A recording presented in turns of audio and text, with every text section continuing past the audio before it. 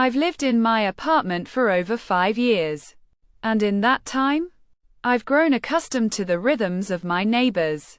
There's Mrs. Jenkins, who always cooks breakfast at 7 a.m., filling the hallway with the smell of bacon and eggs. There's the young couple, who blast their music until midnight on Fridays. And then there's him, the neighbor who never leaves their house. I've never seen him, never heard his voice, but I know he's there. At first, I thought it was just an old man, too frail to venture out. But as the years went by, I started to feel a creeping sense of dread. It began with little things: the sound of shuffling footsteps at 3 a.m., the creaks and groans of the floorboards above me. I tried to brush it off as an old house settling, but the noises seemed to be getting louder, more frequent. I started to notice that the windows were always closed, the curtains always drawn.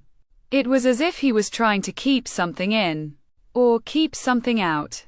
I'd see the mailman deliver packages, but they'd never be picked up. The boxes would pile up on the porch, unopened and unclaimed. It was as if he was waiting for something, or someone. One night, I woke up to the sound of scratching. It was a low, deliberate scrape, like fingernails on wood.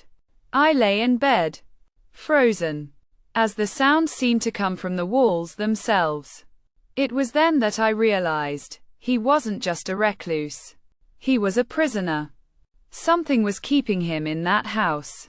Something that didn't want him to leave. I tried to convince myself it was just my imagination. But the scratching continued. Night after night. It was getting louder, more insistent.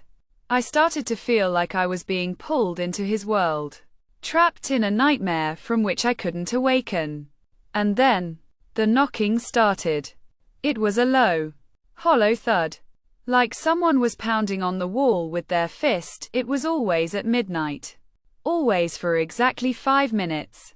I'd lie in bed, my heart racing, as the knocking seemed to reverberate through my very soul. I knew then that I had to do something, to try and make contact with the neighbor. I scribbled a note, asking if he was okay, if he needed any help. I slid it under his door, and waited. The knocking stopped, the scratching stopped. The house was silent, as if it was holding its breath. And then, the reply came. It was a note, slipped under my door in the dead of night. It was a single sentence, scrawled in red ink. I've been waiting for you.